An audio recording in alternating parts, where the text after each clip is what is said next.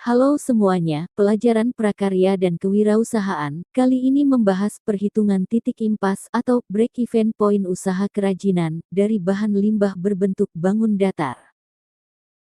Dalam kegiatan usaha, seorang wirausahawan selalu memperhitungkan adanya titik impas atau break-even point. Analisis break-even point adalah suatu teknis analisis untuk mempelajari hubungan antara biaya tetap, biaya variabel, keuntungan, dan volume kegiatan. Break-even point adalah suatu keadaan di mana perusahaan dalam operasinya tidak memperoleh laba dan juga tidak menderita kerugian, atau dengan kata lain total biaya sama dengan total penjualan, sehingga tidak ada laba dan tidak ada rugi. Hal ini bisa terjadi apabila perusahaan di dalam operasinya menggunakan biaya tetap dan biaya variabel, dan volume penjualannya hanya cukup menutupi biaya tetap dan biaya variabel. Apabila penjualan hanya cukup menutupi biaya variabel dan sebagian biaya tetap, maka perusahaan menderita kerugian. Sebaliknya, perusahaan akan memperoleh keuntungan apabila penjualan melebihi biaya variabel dan biaya tetap yang harus dikeluarkan.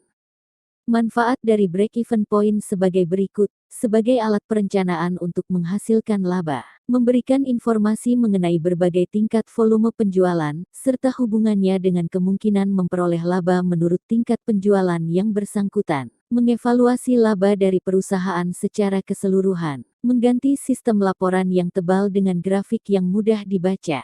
Komponen perhitungan titik impas atau break-even point usaha kerajinan dari bahan limbah berbentuk bangun datar, memerlukan komponen penghitungan dasar berikut. Fixed cost. Komponen ini merupakan biaya yang tetap atau konstan jika adanya tindakan produksi atau meskipun perusahaan tidak berproduksi.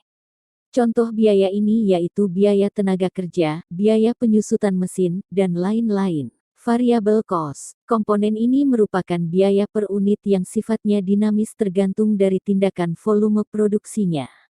Jika produksi yang direncanakan meningkat, berarti variable cost pasti akan meningkat. Contoh biaya ini yaitu biaya bahan baku, biaya listrik, dan lain-lain. Selling price. Komponen ini adalah harga jual per unit barang atau jasa yang telah diproduksi.